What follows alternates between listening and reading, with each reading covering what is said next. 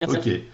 Donc ce que je disais, c'est que bien souvent, quand on fait des impressions, on part, je vais reprendre un petit peu la manière dont ça se faisait historiquement. Historiquement, dans MicroStation, on n'avait pas la possibilité d'avoir plusieurs modèles. Et ça, je parle d'un temps que, comme on dit, les moins de 20 ans ne peuvent pas connaître.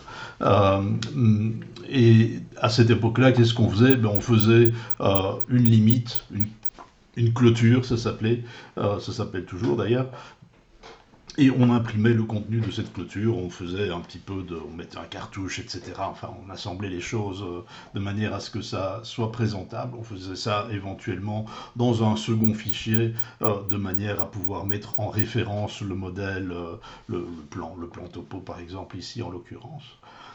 Donc voilà, c'était comme ça que l'on faisait. Maintenant, dans MicroStation, depuis la version 8, donc ça fait quand même presque 25 ans maintenant, on a la possibilité d'utiliser plusieurs modèles. Comme dans Excel, on a plusieurs feuilles, dans MicroStation, on a plusieurs modèles. Sauf que dans MicroStation, par rapport à Excel, on a un type de modèle qui est défini. Donc il y a les modèles dessins, qui sont les modèles dans lesquels on fait la conception. Il y a les modèles feuilles, qui sont des modèles dans lesquels on va faire la présentation. Et il y a un modèle qui est un petit peu intermédiaire, qui s'appelle le modèle plan. Alors le modèle plan, il va servir à quoi? Il va servir à préparer des objets. On va un peu laisser ça de côté, c'est surtout quand on travaille sur de la 3D, etc. Ici, on va voir les concepts généraux de présentation, de mise en plan qui sont présents dans MicroStation. Donc on ne va pas vraiment s'intéresser à ce modèle intermédiaire, du moins pas aujourd'hui. Donc ce modèle intermédiaire va nous permettre de préparer des objets que l'on va pouvoir placer ensuite sur le plan. Alors ces objets, c'est là-dessus qu'on va faire les cotations, c'est là-dessus qu'on va faire tout ça. Et donc si sur une page on a fait, sur une feuille on a fait de la cotation, on a souvent le problème quand on va éventuellement déplacer un contenu, bien les cotations ne vont pas suivre. Et donc on va se retrouver avec un truc qui sera complètement pas très joli, avec des cotations qui vont rester d'un côté de la feuille alors qu'on a déplacé l'objet de l'autre côté. Ça se règle effectivement quand on a un objet plan, un modèle plan qui est mis en référence sur la feuille. Eh bien, la cotation, bah, elle fait partie de l'objet plan, quelque part du modèle plan. Et donc, quand on déplace le modèle, bah, on va modifier, on va déplacer l'ensemble, y compris les cotations. Et donc, à ce moment-là, quand on utilise les modèles plans, eh bien, on ne va plus utiliser les annotations, on ne va plus les faire sur la feuille, on va les faire dans cet objet plan, dans cet espace plan. D'accord? Donc voilà, trois types d'objets disponibles dans MicroStation, trois types de feuilles disponibles dans MicroStation. Bien, ici ce que je vais faire, c'est j'ai trois exemples que je vais utiliser. On va utiliser le premier exemple ici, et dans cet exemple, je vais faire une mise en page de la manière la plus classique que l'on rencontre, enfin que moi je rencontre chez mes divers clients. Et donc on va avoir un plan comme ceci, ici c'est un plan terrier, on va avoir ce plan, et qu'est-ce qu'on va faire? Bien simplement, on va venir créer un nouveau modèle. Donc ici, moi j'ai accroché dans le bas de mon écran, j'ai accroché ma boîte des modèles, hein, simplement, je l'ai mise en bord d'écran et j'ai décoché la petite épingle ici de manière à ce que ça se réenroule et donc j'économise de la place. Donc ce que je vais faire ici, je vais aller créer une mise en plan. Je vais l'appeler ma mise en plan par exemple. Ok. Alors, ce que je vais faire ici, bien, je vais réfléchir avant d'aller plus loin. Ici, vous voyez, j'ai noté les dimensions, 500 mètres sur 250 mètres. C'est l'encombrement, la fenêtre d'encombrement de mon projet, de mon terrain. Donc, qu'est-ce que je dois faire? Ben, si je souhaite le mettre sur de la 3, ben, en calculant un petit peu, ben, on va se rendre compte que ce qu'il faudrait comme échelle, c'est à peu près, enfin, c'est plus ou moins du 1250e. Donc, ce que je vais faire, je vais venir sélectionner ici, 1250, je ne l'ai pas. D'accord? Donc, je vais utiliser ici personnaliser et je vais aller introduire que 1 mm sur mon papier, ça correspondra à 1250 mm sur mon dessin. Donc, 1250e. OK? Et donc, là, j'ai une échelle personnalisée. Échelle personnalisée qui ne fait pas partie toujours de la liste des échelles standards ou standardisées de microstations. Donc on verra plus tard comment on fait pour pouvoir ajouter une échelle supplémentaire dans les listes de microstations. Et donc, je me retrouve ici avec, je vais faire une feuille simplement, une feuille, voilà, ici on va utiliser l'échelle 1250, qu'est-ce qu'on a encore à faire? Ici je vais lui dire, moi je vais travailler sur de l'A3, ok, et voilà, tout ça c'est bon. Je vais pouvoir lui dire également que je ne vais pas donner la possibilité, vous savez, dans MicroStation, un modèle, simplement le fait de cocher cette case va permettre cette case va permettre d'utiliser le modèle en tant que cellule. Donc on pourra la placer comme cellule. Ici, ça n'a aucune utilité de pouvoir placer un modèle plan en tant que cellule, donc je le décoche. Et je vais simplement faire OK. Alors je vais me retrouver avec mon plan qui sera, un plan A3. Et on va voir que ah oui, je ne l'ai pas encore placé, que les dimensions de ma feuille, ici, c'est un plan A3, mais pour tracer au 1250e. Et donc ça veut dire quoi? Ça veut dire que si je mesure ceci ici, on va voir que ma dimension, eh bien, c'est 525 mètres. Donc c'est la feuille qui a été multipliée par le dénominateur de l'échelle, en gros. D'accord? Donc on a une très grande feuille. Et donc quand on va faire l'impression, je veux simplement faire imprimer ici, eh bien il va me dire qu'il va le réduire ici de manière à ce que ça rentre bien sur la feuille. Alors maintenant, pour l'instant ma feuille elle est vide, évidemment, puisque je n'ai fait que de créer un modèle feuille. Maintenant on va aller mettre des objets sur le modèle feuille. Donc ici, il y a un concept qu'il faut garder à l'esprit.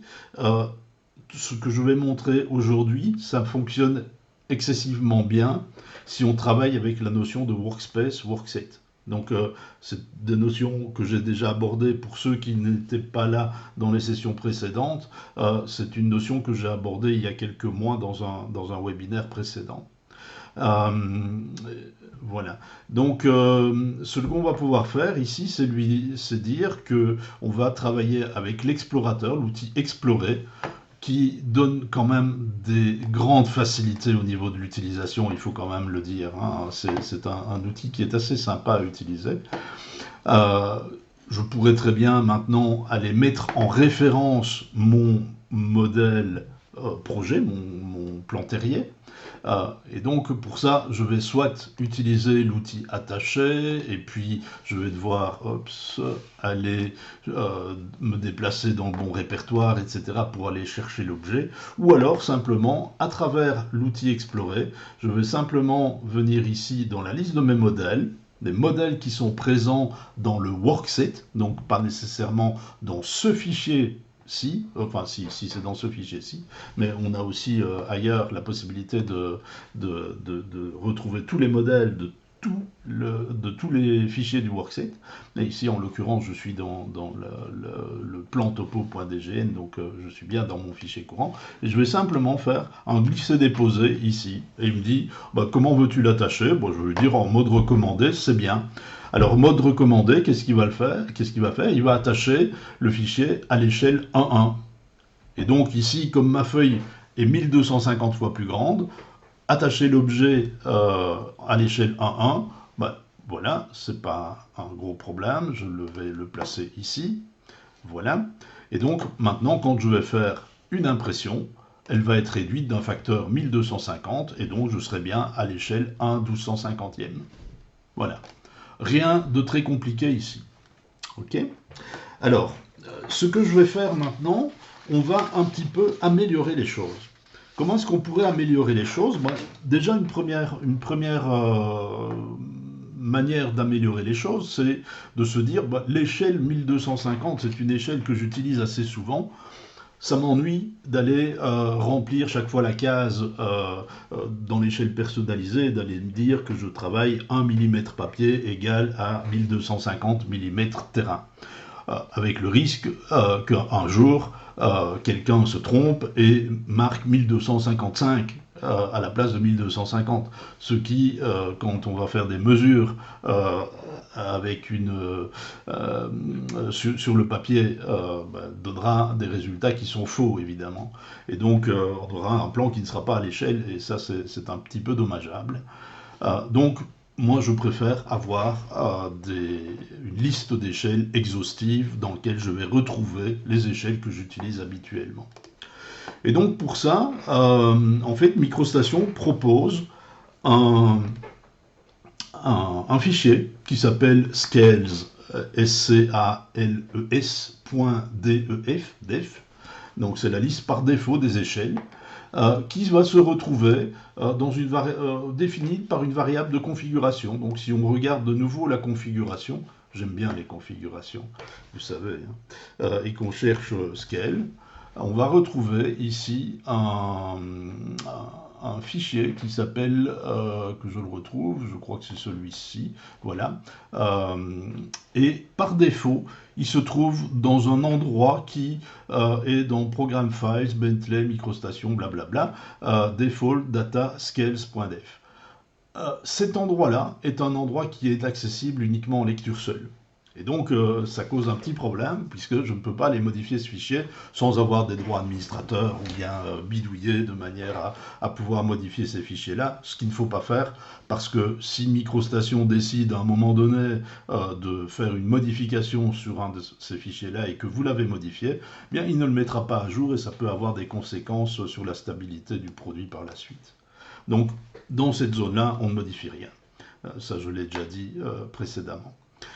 Donc ce que l'on va faire, simplement, on va aller redéfinir sa configuration de manière à dire le fichier scales.def, moi je vais aller le copier et je vais aller le mettre ailleurs, un endroit où j'ai la maîtrise complète, et dans cet endroit-là, bien je pourrais modifier le contenu du fichier. Et donc, c'est ce qu'on va faire.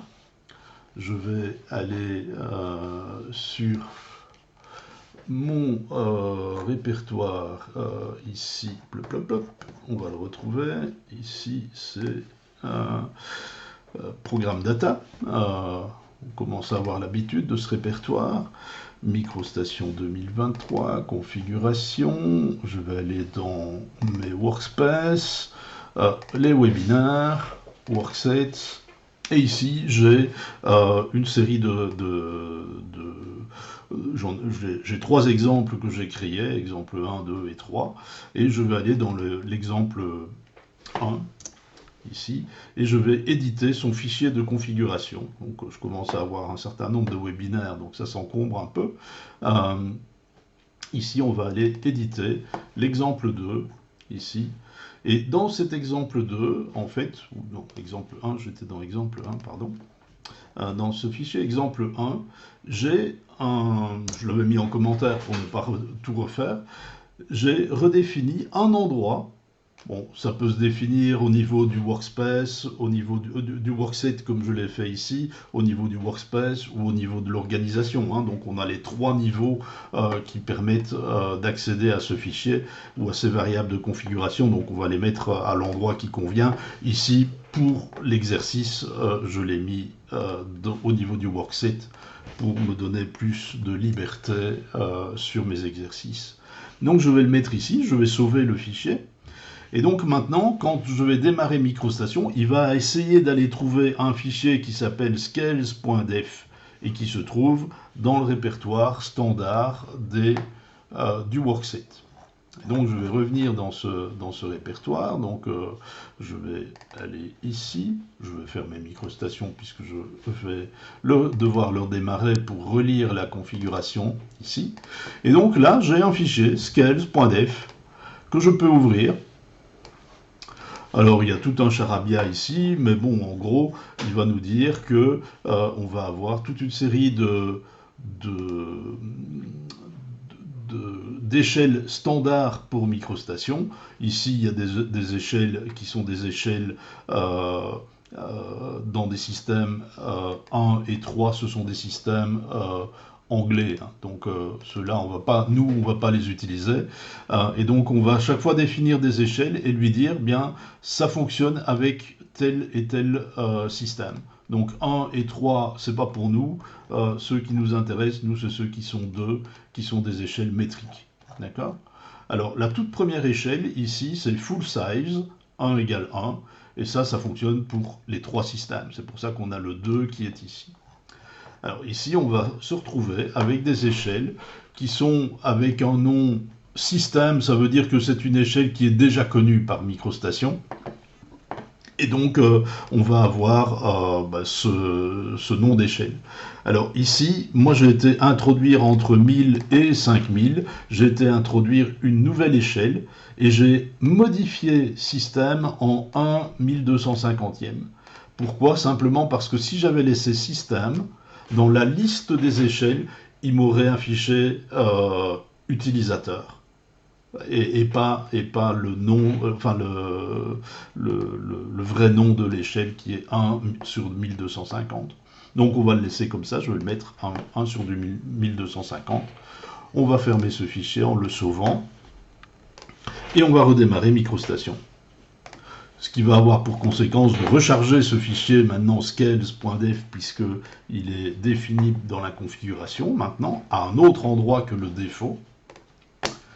Et on va le retrouver à tous les endroits où on a la possibilité de sélectionner une échelle, eh bien on va retrouver ce fameux 1 1250e. Donc si je viens ici dans utilitaire, eh bien voilà, ici on trouve maintenant dans notre liste, on va retrouver le 1250e qui n'existait pas tout à l'heure. Et quand on va faire une mise en plan, quand on va créer un nouveau modèle, je vais créer un nouveau modèle, ici, on a bien le 1 1250 qui apparaît. Donc voilà, première étape, on a créé une échelle supplémentaire. Alors, ça c'est la première chose. La deuxième chose, c'est que bien, je vais changer d'exercice, je vais passer dans l'exercice numéro 2, dans l'exemple plutôt numéro 2. Exemple numéro 2, je vais reprendre mon plan topo. Alors ici, j'ai déjà des choses qui ont été faites. Qu'est-ce que j'ai fait ici, moi je crois que j'ai oublié de redéfaire quelque chose que j'avais fait précédemment. Ah oui, c'est ça. Bon, on va le virer. Voilà, je n'en ai pas besoin. Et on va travailler d'une manière un petit peu différente maintenant. Donc, ce que je vais faire, j'ai toujours mon plan topo qui apparaît à l'écran. Je n'ai pas d'autres modèles, je n'ai plus d'autres modèles. J'ai viré celui que j'avais oublié de virer. Et donc, qu'est-ce que je vais faire? Je vais me dire, ici, moi, ce que je voudrais bien faire, c'est quand je vais aller créer une nouvelle feuille, eh bien, j'aimerais bien que cette feuille ne vienne pas vierge, qui est déjà, par exemple, un cadre, qui est un cartouche, qui est mon logo, qui est ce genre de choses. Alors, comment est-ce que ça va se passer, ça? Eh bien, c'est simplement par l'utilisation d'un fichier prototype de création de feuilles. Et donc, c'est pour ça que quand on va dans l'outil de création de modèle, ici, on a un type de modèle à créer qui est feuille, plan, dessin, mais on a aussi dessin, plan, feuille, plan, dessin, depuis un prototype. Et donc, ça va nous permettre d'aller sélectionner un fichier prototype dans lequel on aura un modèle particulier, A3 par exemple, qui sera déjà tout préparé. Et donc, on va aller voir ce fichier. J'ai créé, moi, un fichier qui s'appelle mesformatfeuilles.dg. Donc, on va aller découvrir un petit peu ce fichier. Alors, j'ai été le placer également dans mon workset exemple 2, dans les standards et dans les fichiers prototypes. Voilà. Et donc j'ai un fichier mes formats de feuilles.dgn, on va l'ouvrir et voir ce qu'il y a dedans. Alors bien simplement, ici, je vais retrouver une série de modèles que j'ai dédiés à chaque format de papier. Donc j'en ai créé un A3 ici, et donc ici, si je vais mesurer les dimensions de ma feuille, eh bien j'ai bien 0,420 mètres, donc 42 cm sur 297 mm, donc c'est bien une feuille, la taille d'une feuille A3. Ok. Alors cette feuille A3, bien, je l'ai déclinée dans d'autres variations. J'ai fait du A2 par exemple, et donc ici on a une feuille qui a le double en taille. Et on va voir également que cette feuille, eh bien, il y a toute une série de champs qui sont avec un fond grisé. En fait, qu'est-ce que c'est ces champs, ces textes avec ces champs, ces fonds grisés? Ce sont simplement des champs, ce qu'on appelle des champs texte. Donc quand on place un texte, eh bien, on va avoir la possibilité d'aller sélectionner cet outil insérer champ. Et insérer champ va permettre d'aller sélectionner non pas du texte qui est introduit manuellement, mais il va prendre une information dans un élément. Et l'élément que je lui dis d'utiliser ici, c'est des informations qui viennent du workset. Donc ça veut dire que dans mon workset, là j'ai un champ qui est le nom du workset, qui pourrait être le titre de mon projet par exemple. D'accord? Et donc voilà, ici le titre de mon projet c'est 28 mai 2024, exemple 2. Ok? Avec d'autres champs, ici on a la numérotation des feuilles, on a le nom du client, c'est moi. On va avoir également peut-être un autre champ qui sera un peu particulier, qui est imprimez-le, et donc ici on va aller mettre la date d'impression du plan. Alors le last save date, ici, c'est quelque chose que moi j'ai été inventé. D'accord? Alors comment est-ce que ça va être remplacé au final? Eh bien, on va utiliser un outil qui s'appelle la table des plumes. Et donc dans la table de plumes, on va dire que quand on va rencontrer ce mot-là, on aurait pu mettre Toto ou n'importe quoi d'autre, hein, mais quand on va rencontrer le mot que moi je donne ici, eh bien, on va le remplacer par la date, tout simplement. D'accord? On ira voir ça un peu plus tard. Et donc ici, j'ai un format A2, enfin j'ai créé tous les formats ici, hein, A3, A2, A1, A0, je n'ai pas fait de A4, j'aurais pu. Hein. Et ici, dans le format A1 et A0, j'ai fait une petite subtilité, c'est que je n'ai pas un cartouche, mais j'en ai deux. Et en fait, j'ai un cartouche au format A4 et puis un cartouche un peu plus réduit. Bon, sur les plans de grande taille, parfois, on aime bien avoir un cartouche plus complet, un cartouche ou parfois un cartouche plus réduit pour avoir plus de place simplement sur la feuille.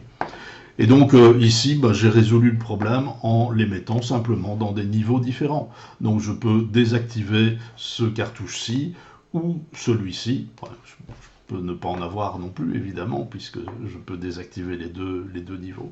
Donc ici, ça me permettra de sélectionner le cartouche que je veux. Et les informations qui sont dans le cartouche, qu'ils soient affichés ou qu'ils ne soient pas affichés, seront à jour de toute manière. Donc ça veut dire que si on change de cartouche, les informations sont bonnes. Ok? Enfin, du moins les informations automatiques. Alors, donc maintenant qu'on a compris que ce fichier prototype contenait une série d'informations et de présentations plus exactement de cadres et de cartouches, mais on va les utiliser. Donc je vais revenir sur mon fichier initial. Voilà, plan topo. Et donc qu'est-ce que je vais faire ici? Je vais aller créer un nouveau modèle de feuille, comme je l'ai fait tout à l'heure. Je vais aller créer un modèle de feuille et puis on va voir comment on peut encore automatiser ça après, mais ici on va créer notre modèle de feuille.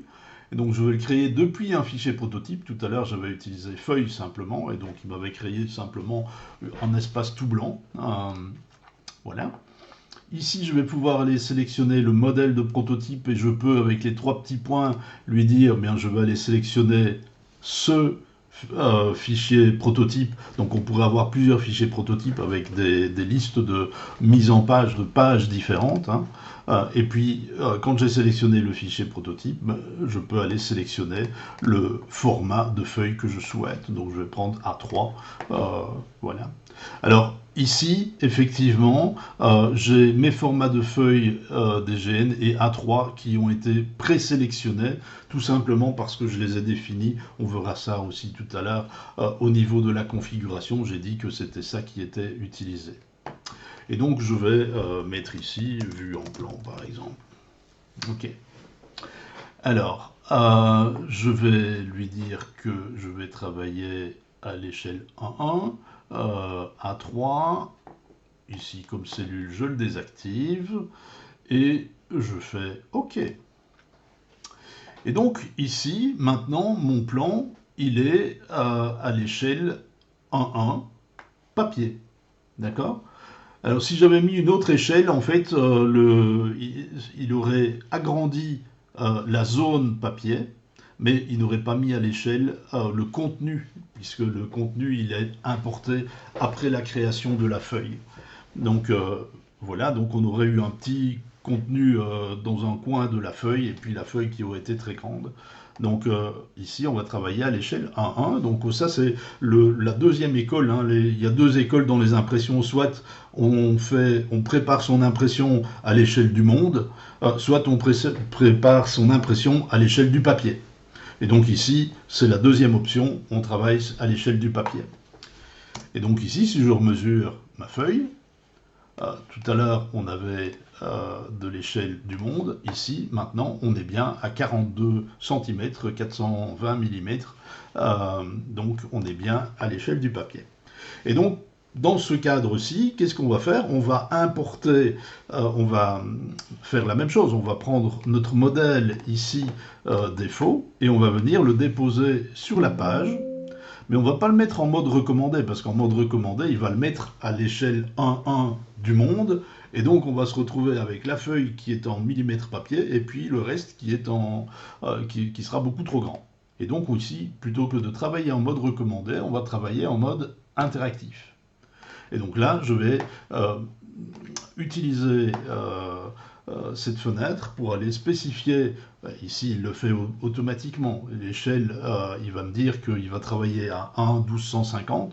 Le 1.1250 vient simplement du fait que j'ai été dans le modèle défaut que j'utilise pour mon plan topo, j'ai été spécifié que l'échelle d'annotation était de 1 sur 1250.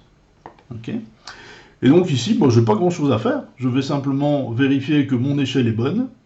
Voilà. Je vais aller... tout le reste, c'est bon. Je vais pouvoir lui dire que... ici, je vais mettre en dynamique. Voilà. OK. Voilà, c'est fait. Sauf que, ici, il a été placé, mon objet, un peu n'importe où. Donc ici, je vais devoir faire un clic droit sur ma référence. Et aller lui dire, je vais aller la déplacer, et je vais aller déplacer ma référence pour qu'elle vienne ici quelque part. Quoi. Je fais ça un peu à pouf pour vous montrer. Donc ici, on va se retrouver avec des objets. Bon, il y a peut-être des choses, il y a peut-être des niveaux que je dois éteindre dans ma référence pour que ce soit propre. Voilà. Et donc ici, on a notre mise en plan qui a été, elle, réduite. Et donc, quand je vais faire mon impression, bien, il va la faire à l'échelle 1.1. Donc, on va imprimer 420 mm sur 297 de manière tout à fait standard. Okay. Alors, je vais quand même montrer un petit truc. Je pense que on va retourner ici dessus. On va aller voir la configuration. Je vais quand même vous la montrer. La configuration ici. Qu'est-ce qu'on a été ajouté? Tout le blabla de départ, c'est le standard hein, de MicroStation. Et ici, ce que j'ai été ajouté, j'ai été lui dire que j'ai une variable MSSheet model seed Donc, le prototype des modèles feuilles, eh bien, on va retrouver ça dans le fichier que j'ai été placé à cet endroit-ci. Et le sheet model seed name, donc le nom du prototype pour les modèles feuilles, eh bien, c'est A3. C'est le défaut. Ben, le défaut, je peux en changer. Hein. On a bien vu qu'on pouvait aller sélectionner un autre fichier prototype et qu'on pouvait aller sélectionner un autre modèle de base. Et puis, ici, on va s'apercevoir que quand on a l'impression qui va être réalisée, je vais la faire ici, on va faire une prévisualisation, bien ici, ce last save date, il n'est pas traité. Alors on pourrait très bien aller redéfinir une nouvelle table de plumes, c'est pop-ups, ici, voilà, nouvelle table de plumes, bon, je vais l'appeler, peu importe, voilà. Et ici, on a une option substitution de texte. Et substitution de texte, bien, on va lui dire que voilà la valeur last saved date $. Eh bien, on va la remplacer. Je crois qu'il y a un truc insérer nouveau. Insérer date. Voilà. Voilà, et ici, voilà, ça va être remplacé par, donc ici, je dois lui dire que c'est last saved date. Voilà, ça va être remplacé par date. Et donc ici, je vais pouvoir faire ceci, je quitte, fichier, on l'enregistre, voilà, et normalement, ici, maintenant, on a bien imprimé le avec la bonne date, enfin, la date du jour, qui est affichée. Donc cette table de plumes va venir remplacer les choses automatiquement. Okay. Bon, j'en avais préparé une, donc on aurait pu l'utiliser également. Voilà. Alors, qu'ai-je encore à dire sur ceci? Je regarde mes petites notes. Voilà. Ce qu'on va faire maintenant, on va travailler un tout petit peu différemment. Parce que ici, on a vu qu'il y avait quand même encore à déplacer la référence ici. On va introduire un concept qui est un concept qui est assez sympa dans MicroStation. On va aller lui dire, et je vais créer un nouveau modèle exactement de la même manière que ce que je viens de faire ici. On va la mettre, on va l'appeler vue en plan, comme je suis très créatif, je vais mettre 2. Voilà. Tout le reste pareil. OK. Donc je vais me retrouver avec exactement la même chose que ce que j'avais tout à l'heure. Par contre, je vais introduire un nouveau concept, qui est un concept que l'on appelle les limites de dessin. Alors, comment est-ce que ça fonctionne? Eh bien, je vais faire ce qu'on appelle une annotation, et dans les annotations, on a toute une série d'outils qui vont permettre de gérer les détails. Et ici, on a un outil qui permet de placer une limite de dessin dans un modèle. Alors, c'est surtout pour les placer dans des modèles feuilles, évidemment. Donc, ce que je vais faire, je vais utiliser cet outil. Ça marche comment? Bien, ça va me permettre de placer par 2 points, clic, clic, une boîte dans laquelle je vais pouvoir placer du dessin. Et donc ici, je vais l'appeler, ce sont les limites utiles de ma feuille. Donc je vais appeler ça, bon, ouais, utile ou limite utile. Voilà. Et donc ici, je ne vais pas mettre le cartouche dedans, je vais exclure le cartouche. Je vais lui dire que c'est un type de dessin général. On pourrait faire des sections, des élévations, des détails, etc. Et alors il va interpréter les choses de manière un tout petit peu différente. On va lui dire que c'est l'échelle 1, c'est très bien. Et je vais aller dire que ma box, elle va de là jusque là. Et on va placer un petit machin qui va venir se mettre ici. Je vais utiliser AccuDraw pour le placer bien au milieu, voilà. Et on va avoir ici automatiquement le nom de l'objet que l'on va placer dans la feuille et son échelle. Ici, pour le moment, ce sont des valeurs par défaut. Alors ce machin que l'on vient de placer ici, c'est quelque chose qui peut être également redéfini. Donc on a la possibilité d'aller redéfinir ceci. Je ne sais pas si on l'a vu quand j'ai placé ça. Le symbole de détail, c'est le symbole défaut ici. Et on a la possibilité d'aller sélectionner ce symbole ici et d'utiliser une dgenlib, de nouveau une dgenlib qui nous permet de définir toute une série de paramètres pour la visualisation de cet objet qui décrit le plan qui va être ajouté sur la feuille. Et donc ici, voilà, ici on a probablement ça qui se trouve dans une dgenlib dont le nom doit apparaître que... Ah ben ici c'est pas une dgenlib, c'est vraiment dans le fichier courant que ça se trouve. Donc voilà, mais on pourrait très bien avoir une dgenlib également. Bien, donc une fois que ceci est fait, en fait on a ajouté à notre feuille un concept de zone utile. Donc maintenant je vais retourner dans mon plan, dans mon défaut, dans mon modèle par défaut, et je vais lui dire, bien, quand je vais faire la mise en plan, eh bien, je vais utiliser cet objet à mettre sur la mise en plan, je vais l'utiliser et le positionner sur ma nouvelle feuille vue en plan 2, et je vais le positionner dans la zone utile. Comme ça, je n'aurai plus besoin de le déplacer, tout simplement. Et donc, ici, je vais aller lui dire que je vais utiliser dans l'onglet Vue, on a placé une limite nommée, c'est comme ça que ça s'appelle. Je vais regarder s'il n'y en a pas qui traîne. Si, on va le virer. Voilà. Et je vais aller placer ma limite nommée. Alors ça va se placer comment ?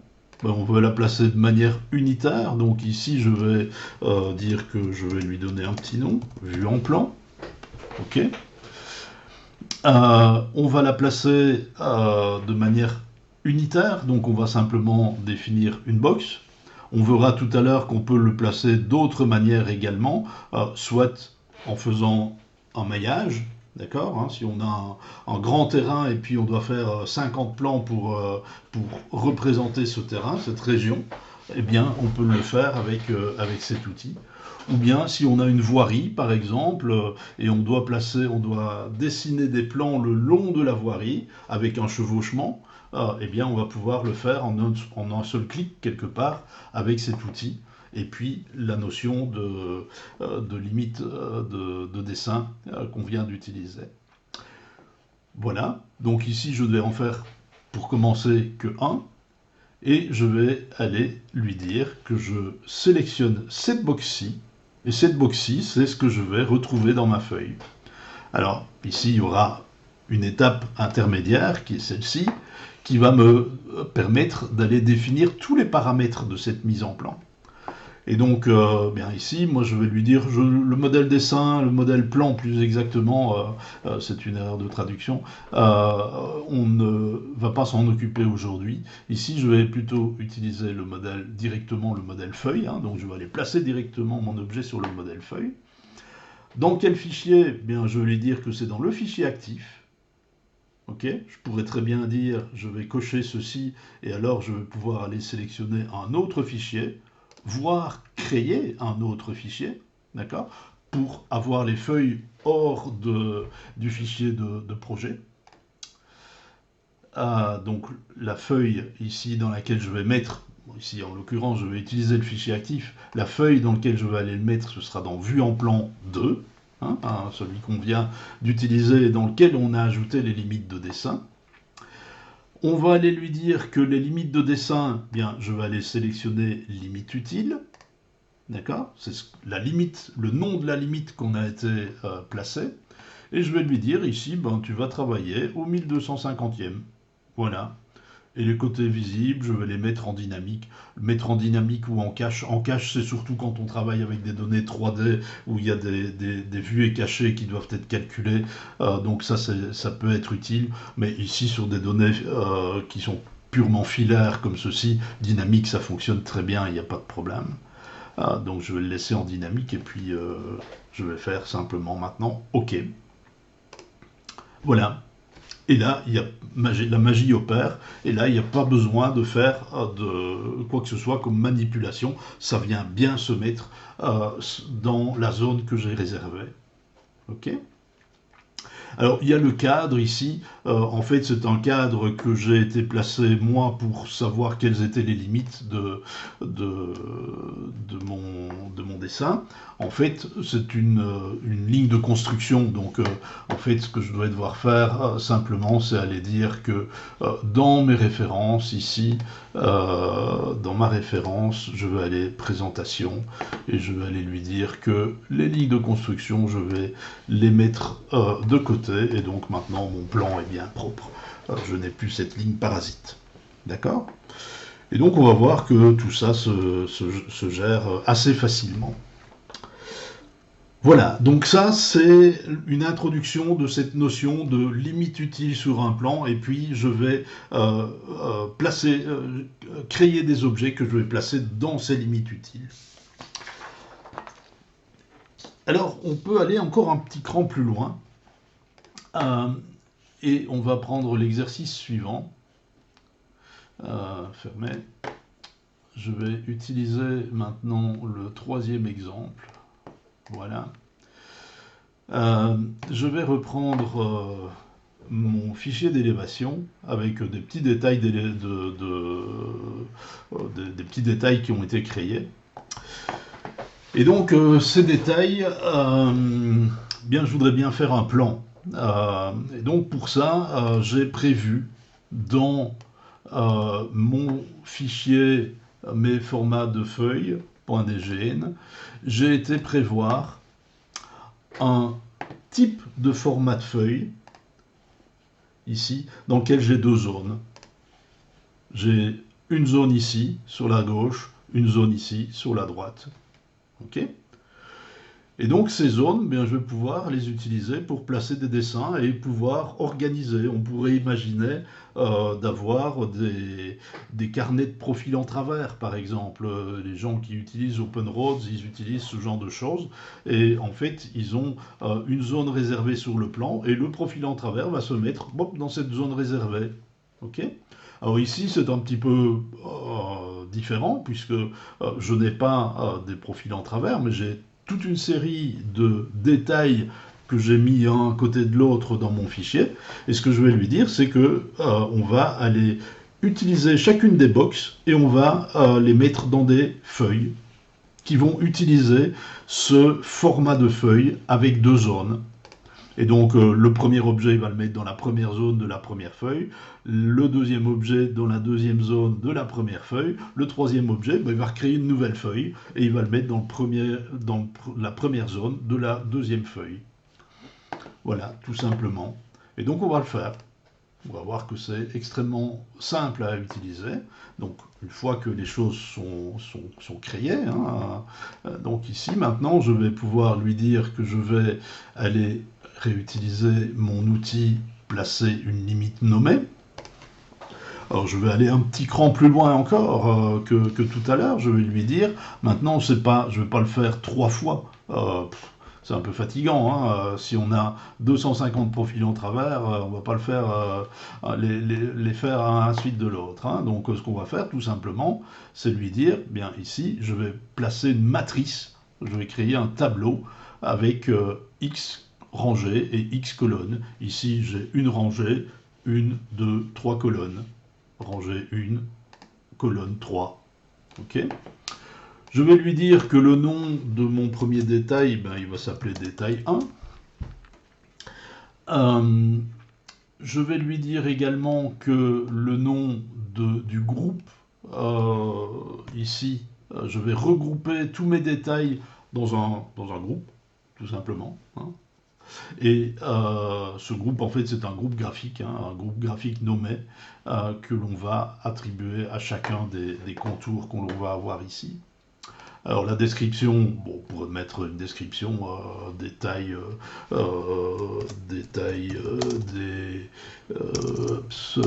des murs rideaux, ici en l'occurrence. Il ne faut pas X. Voilà.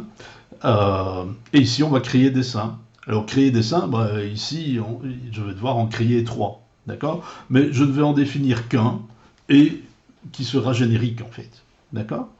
Et donc, ici, je vais simplement lui dire, comme tout à l'heure, ma box, c'est ceci. Je vérifie que je n'ai pas oublié un truc. Non, ça va, c'est bon. Voilà. Et je valide. Et donc, je vais me retrouver avec, pour mon premier dessin qui va s'appeler détail 1, je vais créer un modèle de feuille.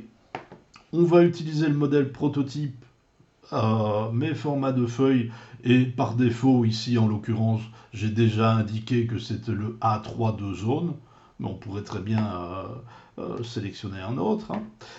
Et ici, je vais lui dire que on va sauvegarder les feuilles, les impressions, les préparations d'impression, on va pas les mettre dans le fichier courant, on va aller les mettre dans un autre fichier. Comme ça, on fait un peu le tour des possibilités. Et donc ici, je vais l'appeler mes mises en plan de détail. Enregistrer. Voilà. Alors, la feuille dans laquelle on va aller le mettre, bah, elle n'est pas encore créée, donc ce sera nouveau. On ne sait rien sélectionner puisque dans ce nouveau fichier mes mises en plan, il n'y a encore il n'y a pas de feuille. Donc on va les créer maintenant. La taille ici c'est 1,1, c'est la taille papier, donc papier égale papier, donc millimètre égale millimètre. Les limites de dessin, bien, on va les optimiser, donc il va utiliser pour le premier objet la première zone, la deuxième zone pour le second, et puis on va recommencer, etc. Donc ce sera automatique. L'échelle de détail, bien, ici ils sont un peu grands, donc je vais les réduire, je vais mettre un demi, donc on va les réduire d'un facteur 2. Et tant qu'à faire, ben, je vais lui dire que je vais les ajouter à un index de feuilles. On va voir ce que c'est l'index de feuilles. En fait, c'est une notion qui est aussi liée à l'outil Explorer. On le retrouve ici, hein, index de feuilles. Et cet index de feuilles va nous permettre de gérer la numérotation des feuilles et de gérer également une arborescence de feuilles. Donc on va pouvoir dire les plans généraux, ben on va créer un répertoire, en gros un répertoire dans lequel les plans généraux se trouveront. Puis les plans de détail, et puis les plans de tuyauterie, et puis enfin on peut imaginer toute la structure que l'on veut, et on va aller simplement glisser la feuille dans la catégorie qui lui correspond, et automatiquement elle va être numérotée en fonction des paramètres, on va voir ça, des paramètres qui auront été définis. Donc je vais faire OK. Voilà, clops. Et on va se retrouver ici avec la dernière feuille qui est affichée, donc le dernier détail qui est affiché dans un modèle numéro 2, enfin numéro 3 ici, hein, c'est le troisième détail. Et donc ici, premier détail, on va avoir les deux mises en plan qui vont se retrouver dans notre fichier, tout simplement. Alors, on va voir également que ici, ce plan, il s'appelle A01. Hein, le numéro de feuille, ma souris débloque un petit peu.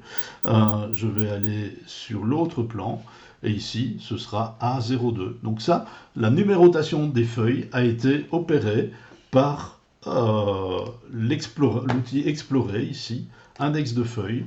Et ici, on va retrouver un index avec toutes les feuilles. D'accord ?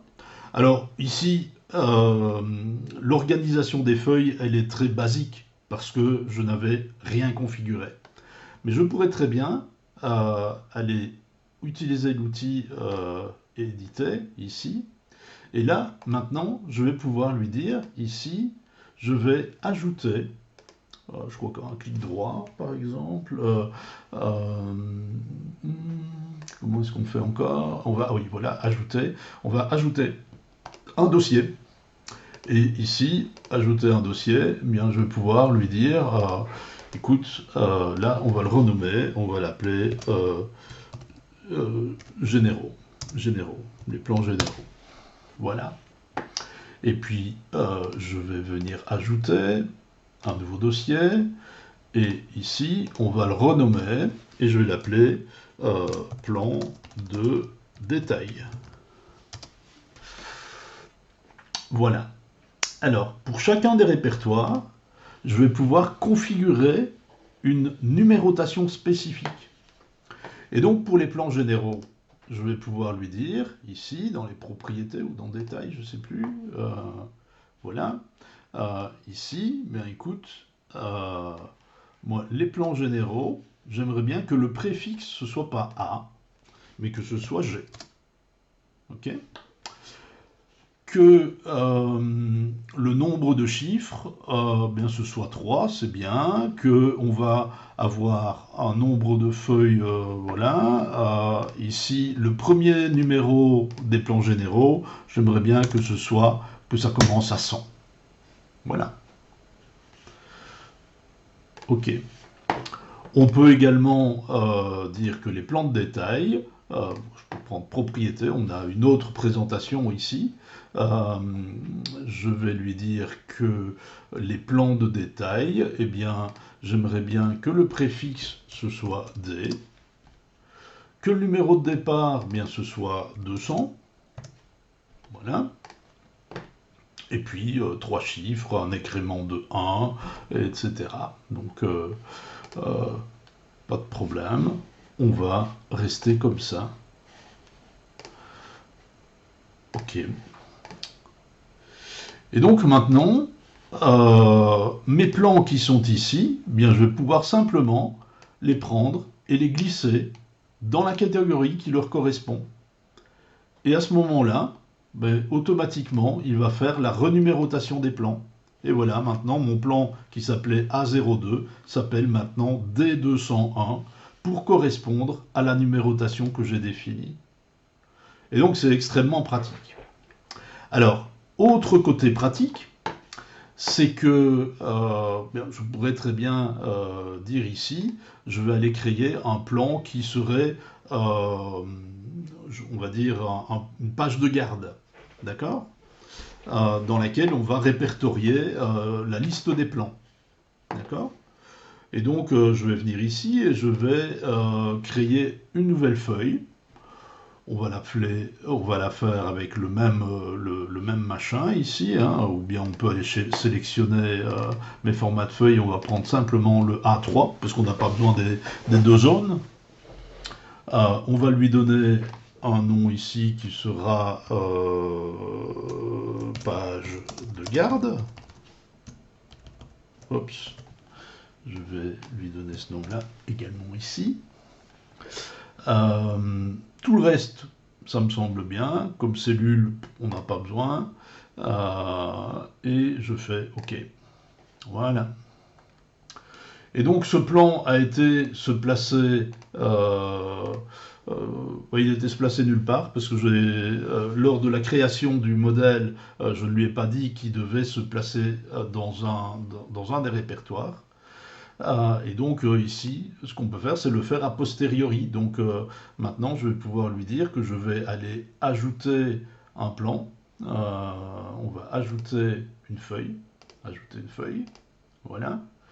Et je vais lui dire, c'est l'outil Explorer, c'est un outil qui concerne l'ensemble du workset. Donc je vais aller sélectionner dans le plan qui me convient. Je crois que c'est mes mises en plan ici. Et là, on a la page de garde. C'est la seule feuille qui reste à pouvoir mettre dans l'index de feuilles. Les autres y étant déjà, elles n'apparaissent pas. Donc, je vais simplement sélectionner page de garde. OK. Et donc, maintenant, dans mon dossier généraux, j'ai ma page de garde qui a le numéro G100. D'accord ? Sur cette page de garde, bien, je vais pouvoir éventuellement aller placer un tableau qui va reprendre la liste des plans de mon projet.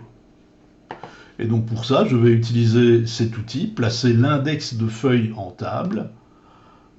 Et donc je vais venir placer mon index de feuilles ici. C'est un peu grand parce qu'il y a plein de choses dont je n'ai pas besoin. Et donc voilà, ici il y a moyen de par défaut modifier ça, hein, de n'avoir que les colonnes qui nous intéressent. Ici je peux le faire a posteriori, donc je vais faire ceci. On va supprimer la colonne. On va prendre ceci par exemple. Ceci, le nom du fichier, on s'en fout. Voilà, et peut-être encore ici. Voilà, voilà, et tout ça, on va supprimer, et donc on n'aura plus que ce tableau-ci qui va répertorier les plans. J'ai peut-être un peu supprimé trop de choses, enfin bon, peu importe, le principe est là.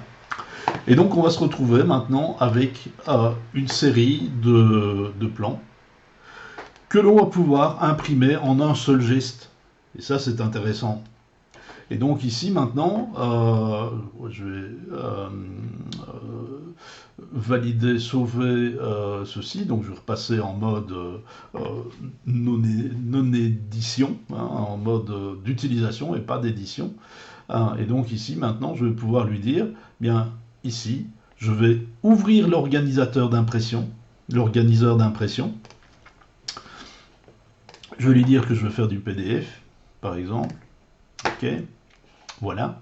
Et ici, on va se retrouver avec nos divers plans qui ont déjà été ajoutés et qui, il suffit de les imprimer maintenant. Donc je peux faire un aperçu avant l'impression. Ici, il y a 3 pages. Il dit qu'il y a 3 pages.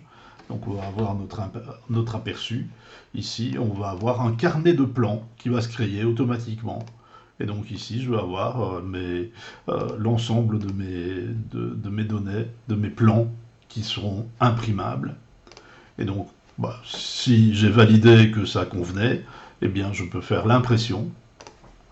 Et là, je vais lui dire que je vais imprimer en utilisant le fichier PDF, le pilote PDF. On va imprimer tout ou bien une sélection. Donc si on fait une sélection, on va sélectionner uniquement, on va dire, je sélectionne ce fichier-ci par exemple. Hein. On peut en sélectionner 2 par exemple. Enfin, je ne sais pas comment il faut faire. Enfin, on peut les sélectionner. Hop, voilà. On peut les sélectionner. On peut en sélectionner plusieurs. Voilà. Si on fait ça, voilà, on peut sélectionner plusieurs fichiers. Mais ici, je vais sélectionner l'ensemble. Je vais imprimer l'ensemble. Donc je sélectionne tout. On va le soumettre en tant que travail unique, donc il va générer un seul fichier, mais je pourrais très bien lui dire de fractionner les travaux d'impression, donc il va générer un fichier par page. D'accord? Donc le plus cohérent, c'est de le faire en travail d'impression unique. Et puis je vais ouvrir le fichier d'impression après sa création, comme ça je n'ai pas besoin d'aller chercher où il se trouve. D'accord? Et donc ici, voilà, je me retrouve avec mon fichier PDF généré automatiquement avec l'ensemble de mes pages, tout simplement. Ici, mon last save dates n'est plus configuré parce que j'ai changé de projet, et donc c'est pour ça que je n'ai pas la date ici. Voilà, voilà. Donc ça, c'est quand même un processus qui permet de générer, de maintenir et de faire des réimpressions extrêmement facilement des dossiers de nos projets.